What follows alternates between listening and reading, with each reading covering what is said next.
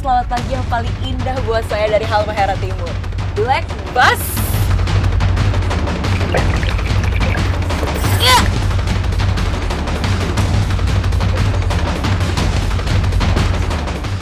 Wey! Indonesian Black Bus besar banget kan? Hari ini saya sama Bapak, saya pengen ambil kroto.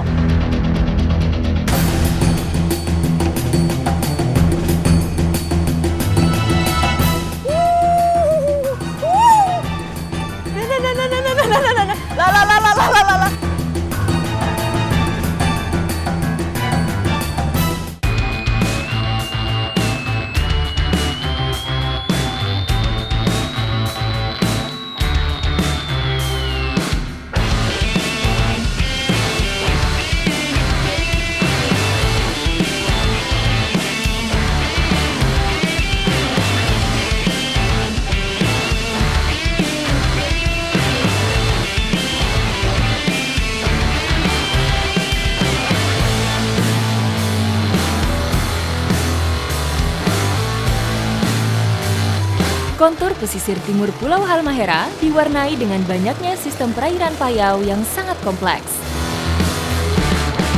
Masyarakatnya selama ini memanfaatkan potensi yang ada dengan cara-cara ramah lingkungan.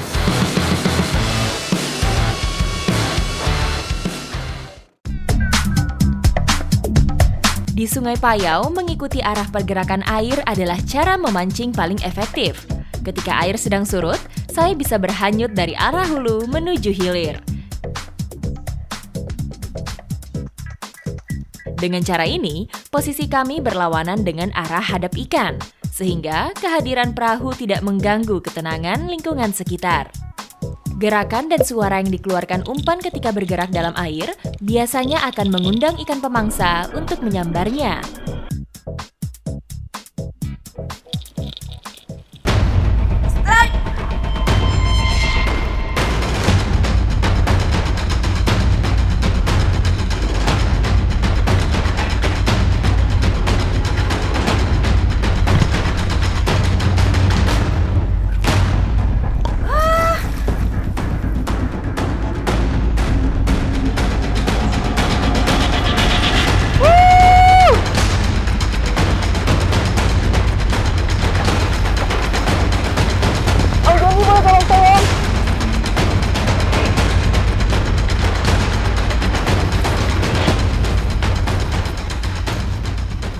Ini kejadian langka. Satu kail, 2 ikan.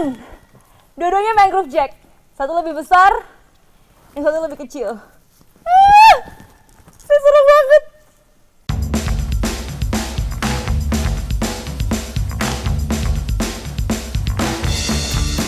Mereka ini para predator suka berebutan makanan. Dan kalau dilihat tadi, umpan saya memang warnanya mirip udang. Jadi begitu masuk langsung deh berebutan mereka. Dan benar kan ternyata, satu kail 2 sambaran. Ikan mangrove jack di Halmahera Timur disebut dengan nama somasi merah. Spesies ini juga merupakan bagian dari keluarga ikan sniper.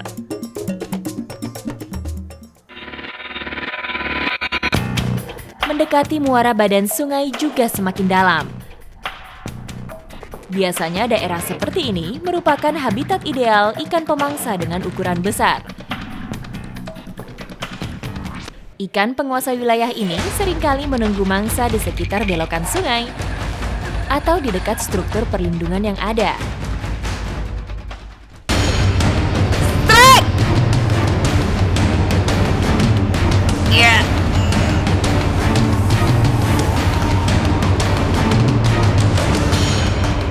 Astaga! Berat.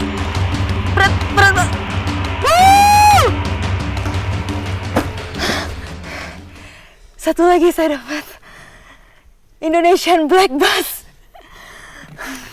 Tadi saya pakai umpan warna merah putih supaya lebih terang. Karena lihat, airnya keruh dan biasa Black Bass itu kalau air bening baru mau makan umpannya. Tapi lihat, ternyata saya berhasil dapat Black Bass hari ini.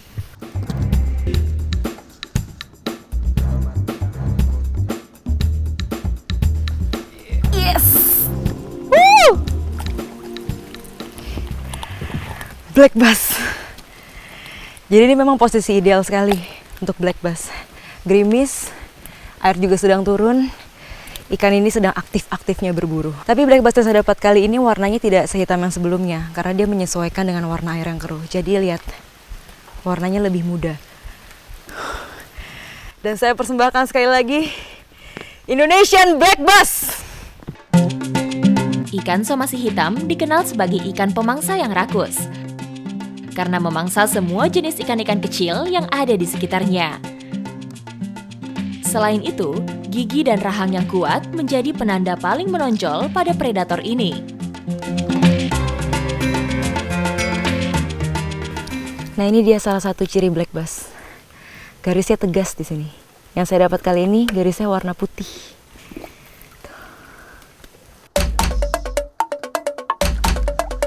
Sebagian pemancing sport seringkali menerapkan proses tangkap dan lepas atau catch and release untuk menjaga kelangsungan hidup ikan ini. Konsep yang diadopsi dari pemancing Eropa dan Amerika ini berguna untuk melindungi populasi ikan-ikan yang mulai langka dan lambat pertumbuhannya.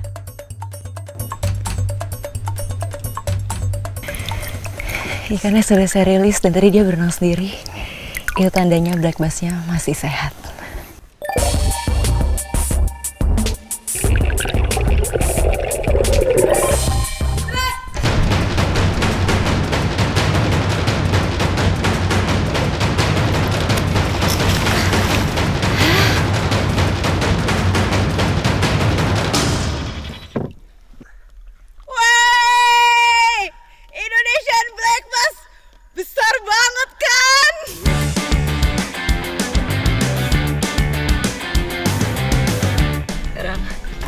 Waktunya saya rilis ikan ini.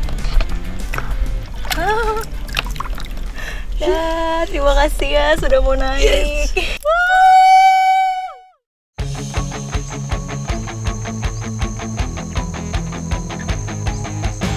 Saya ada di hutan Morella hari ini mau cari salah satu tanaman yang biasanya diolah jadi makanan sama masyarakat. Namanya galoba. Kita harus masuk lagi agak ke dalam, baru nanti ketemu. Ikuti jejak saya, jejak petualang.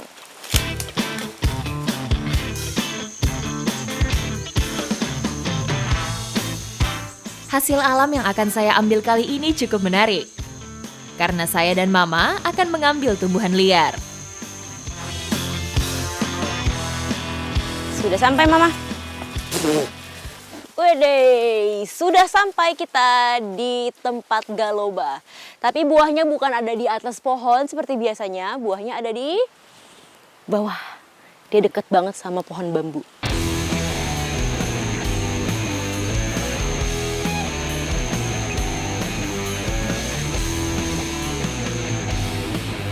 Ini yang namanya buah galoba. Bentuknya itu kayak bunga yang belum mekar ya. Jadi masih kuncup. Nah ini baunya enak. Baunya manis. Terus segar kayak buah. Masih banyak. Nanti kalau udah terkumpul semua baru kita cobain ya Mama. Iya.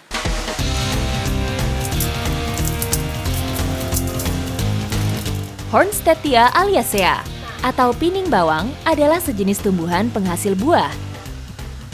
Biasanya tumbuhan yang satu ini dapat kita temui di hutan atau kebun, terutama pada tanah lembab.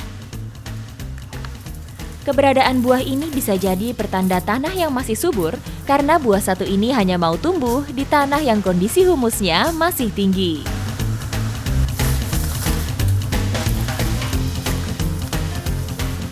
Saya sejujurnya bingung ini mana yang pohon galoba, mana yang bambu. Soalnya mereka dempet-dempet ya Mama. Iya. Nah ini tapi yang paling bisa ngebedain antara bambu sama galoba ini. Kalau galoba ini nggak ada ruasnya, terus dia tidak berduri ya.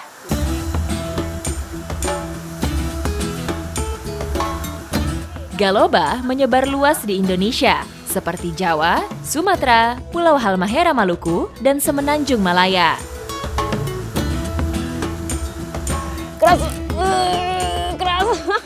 Keras sekali. Kata mamanya bunganya juga bisa dirasa. Ininya kah? Bukan. Oh salah, ininya. Manis. Ternyata bunga ya? Bunga galoba ini enak rasanya. Ini tuh menurut saya bentuknya kayak jagung tapi versi mini. Soalnya lihat itu, biji-bijinya banyak banget jadi mirip kayak jagung. Langsung dimakan Mama. Iya.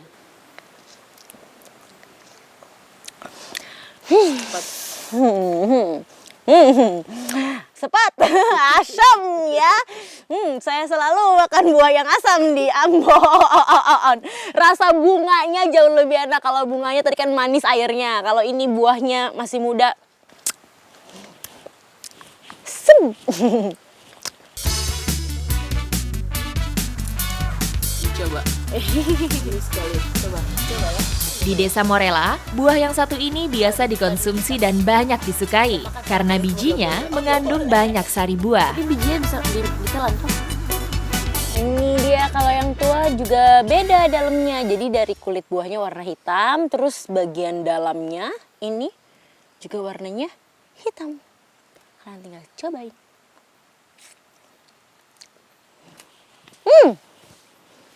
Tetap asam, tetap asam, ini lebih kencang justru asamnya. Mirip kayak buah markisa. Mirip kayak markisa, cuma ini kan bijinya kecil-kecil. Jadi pas kita makan tuh langsung biar bijinya bubar dia di mulut langsung pecah. Enak banget. Seger rasanya.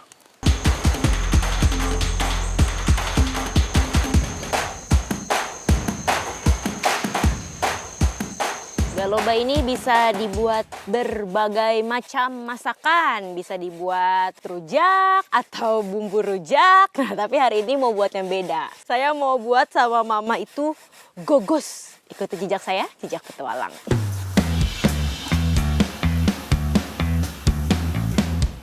Gogos adalah makanan khas Ambon.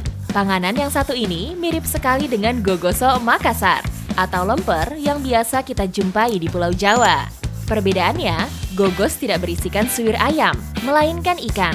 Atau yang akan kita buat kali ini berisi galoba.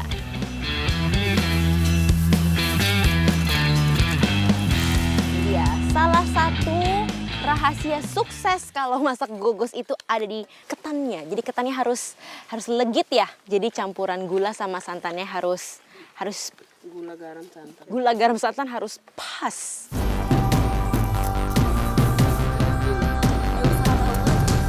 Bahan dasar untuk membuat gogos yaitu beras ketan yang dimasak terlebih dahulu. Hasil santan selanjutnya dicampur ke dalam ketan yang sudah matang.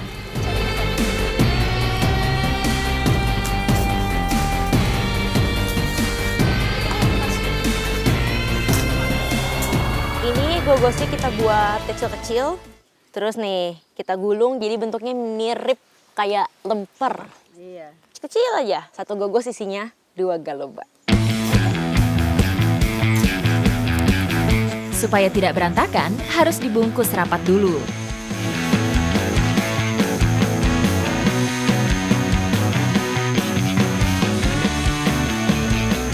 Saya pikir ini nanti mau dikukus, tapi ternyata tidak. Ini berarti cuma ditaruh di atasnya saja, Mama. Iya. Jadi memang gogos asap ya. Iya. Ini khasnya gogos.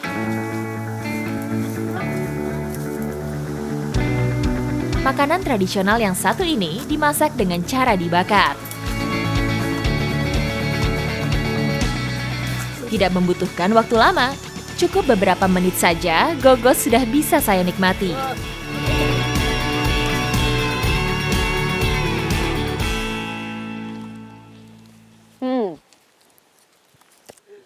Ini perpaduan rasa yang unik menurut saya. Ketannya itu manis dan gurih seperti ketan biasa, juara ketannya. Nah, galobanya asam.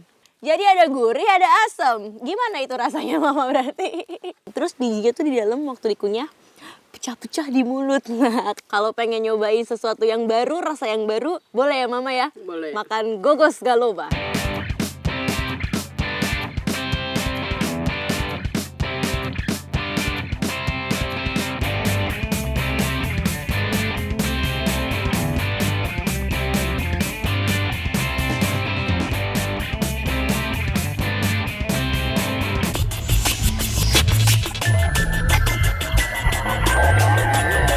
Kali ini saya menjejakkan langkah ke wilayah timur Indonesia yang eksotis, Jailolo, Halmahera Barat.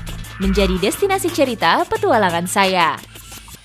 Saya lagi ada di sungai air panas yang ada di Desa Gamtala, Jailolo, Halmahera Barat. Tapi sayangnya saya kesini hari ini bukan mau berenang di air panas, tapi saya sama Om Ocin pengen cari salah satu reptil.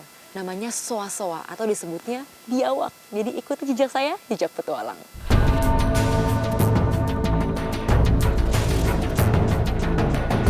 Berburu soa-soa sudah menjadi tradisi turun-temurun. Biasanya warga melakukan perburuan di musim kemarau. Di saat inilah, soa-soa dipercaya keluar dari sarangnya meskipun datang di kala musim hujan. Namun, saya penasaran ingin ikut mencoba berburu. Siapa tahu saya beruntung.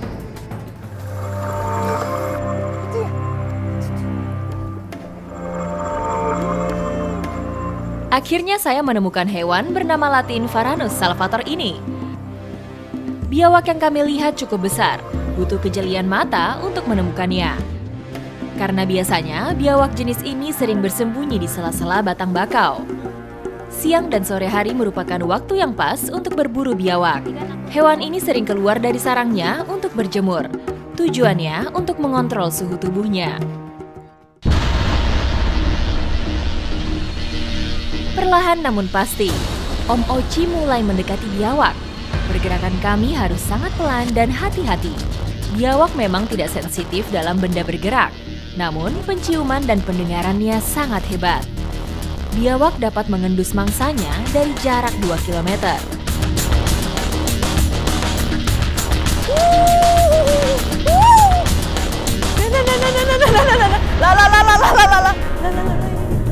Om pegang apa nyom?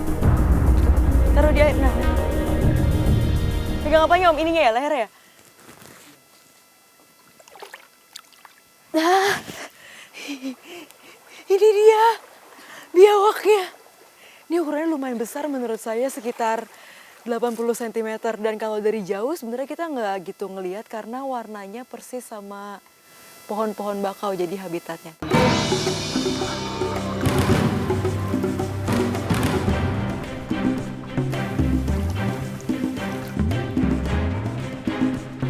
Jadi kalau mau handle atau nanganin biawak itu nggak boleh sembarangan karena dia gigitannya super kuat, sama lihat tuh cengkeramannya benar-benar kuat. Jadi emang nggak boleh sembarang orang, kalau nggak kulit kita nanti bisa luka. Bantu ya Om ya, sakit deh.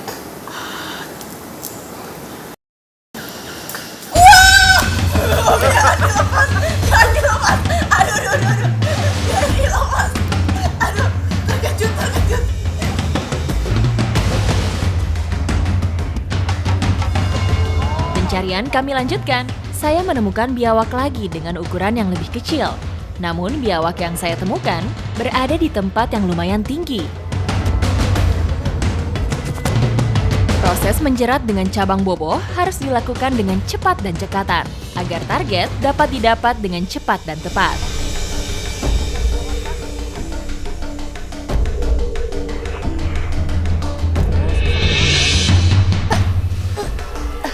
Nah ini biawaknya cengkramannya keras banget ke kayu, jadi saya tarik kayak apapun dia nggak mau lepas dari kayunya. Jadi sekarang biar Om aja yang manjat terus ngambil sendiri di atas. Nggak tega nanti biawaknya kecekek.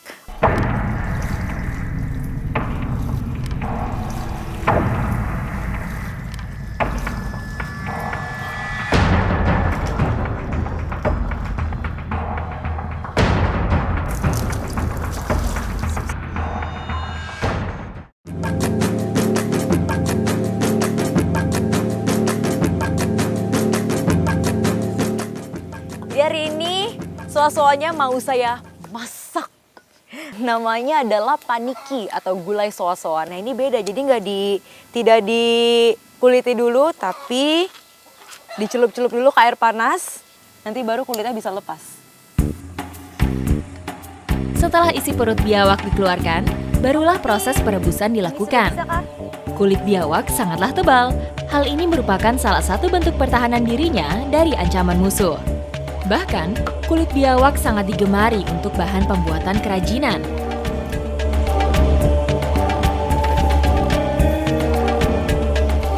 Rahasia masakan Indonesia belum mantap kalau belum pakai rempah-rempah. Apalagi yang mau saya masak hari ini adalah biawak. Jadi baunya agak amis. Makanya kita pakai daun serai, daun bawang, bawang merah, bawang putih, jahe.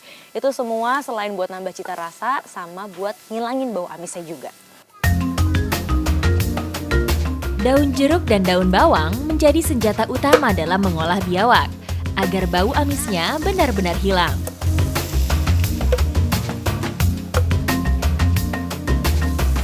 Ini aromanya udah enak banget, udah mantep banget. Jadi saya yakin lah, pasti nanti biawaknya rasanya enak. Amin, doain ya. Padahal doain diri sendiri, deg-degan. Proses memasak biawak ala desa Gamtala cukup rumit. Santan kental dan santan cair menjadi bahan andalan para mama dalam mengolah biawak. Tujuannya agar daging menjadi lembut dan kenyal ketika dimakan.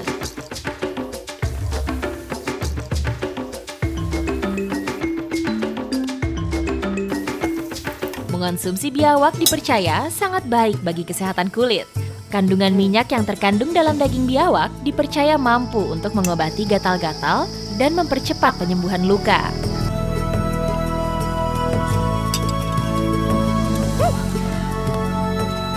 Surprise banget, karena rasanya ternyata enak banget. Persis kayak daging ayam tapi bagian paha, jadi ini kesukaan saya. Apa ini karena mama ini masaknya pinter ya? Enak lah, persis kayak daging ayam.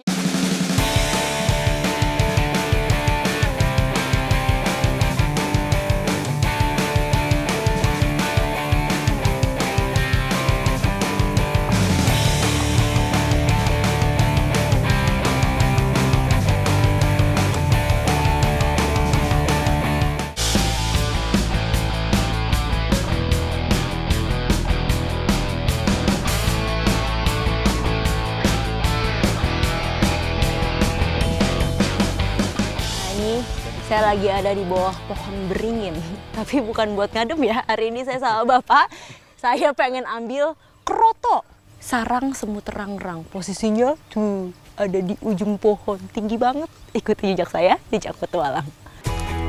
Gunung Kidul memiliki alam yang kaya, menjadikan masyarakatnya cukup arif dalam memanfaatkan hasil alam. Salah satunya yang mau saya ambil kali ini. Kroto atau telur semut rangrang menjadi rezeki tersendiri bagi masyarakat Desa Gading, Gunung Kidul. Harus berdua. Ini tuh dia sarangnya, biasanya dibuatnya dari daun-daun ya Pak ya? Ya. Daun-daun terus jadi rimbun. Makanya sekarang kita lagi jadi gelap gitu. Makanya sekarang lagi lihat kira-kira daun mana yang udah berbentuk seperti sarang yang bulat terus rimbun. Masih ngeker, tinggi banget pohonnya. Semut rangrang biasanya membuat sarang di pohon yang berdaun lebat. Daun menjadi material utama untuk membuat sarangnya. Semut ini juga disebut sebagai semut penganyam karena keahliannya dalam membuat sarang. Dalam satu pohon bisa terdapat lebih dari satu sarang semut rangrang. Semakin lebat daun pada pohonnya, semakin banyak sarang semutnya.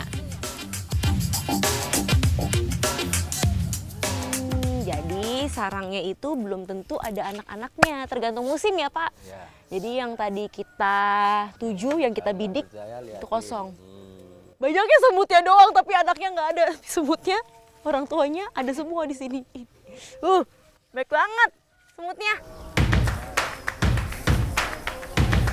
Para pemanen kroto seringkali mencari ratu semut rangrang karena bisa menghasilkan 1000 telur dalam satu kali bertelur. Ini sosok, jadi nggak peduli mau pohonnya setinggi apapun, sarangnya setinggi apapun, pasti ngambilnya dari bawah sini karena nggak mungkin naik pohon. Batang pohonnya udah dipenuhi sama semut semuanya. Bambu yang digunakan adalah yang berdiameter 4-5 cm. Batang bambu yang elastis menjadi syarat utama untuk membuat alat tangkap kroto, agar mudah untuk disambung dan digerakkan.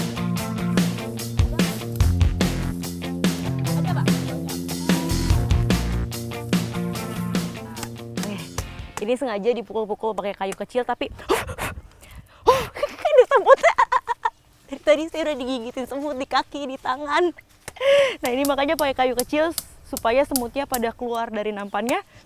terus sisanya larvanya aja. Dalam satu sarang semut, bisa terdapat ratusan hingga ribuan kroto. Besar kecilnya sarang tidak bergantung pada banyaknya hasil.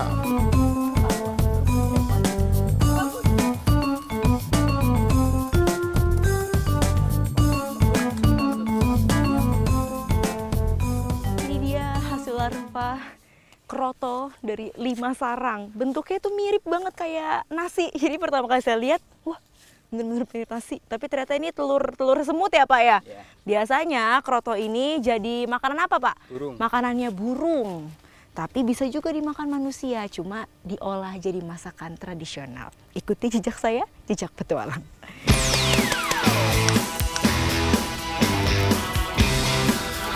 Ini dia krotonya. Masih dalam keadaan hidup, masih segar. Langsung kita olah jadi botok kroto. Justru bumbunya dikit aja ya. Jadi bumbunya sederhana banget biar nanti rasa krotonya ini yang benar-benar menonjol dengan cara tradisional. Kelapa, bawang merah, bawang putih, dan cabai menjadi bumbu yang digunakan untuk membuat botok kroto. Jika sedang banyak, seringkali larva kroto dikeringkan terlebih dahulu agar bisa disimpan dalam waktu yang cukup lama.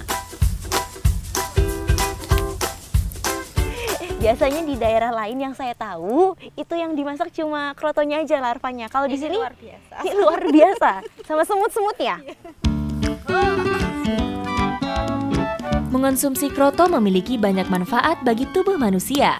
Salah satunya sebagai sumber protein. Kroto juga memiliki kandungan kalori dan lemak yang rendah.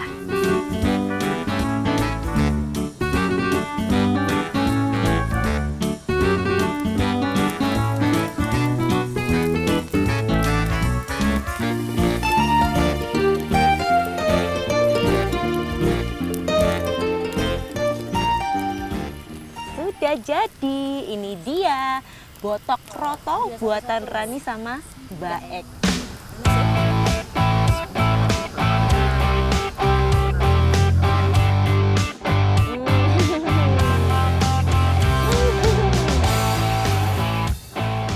Rasanya pedes, manis, tapi justru kroto sama semutnya udah nggak ada rasanya sama sekali. Jadi cuma ada manis sama pedes aja. Paling cuma kayak teksturnya mereka yang krenyes, kerasa digigit.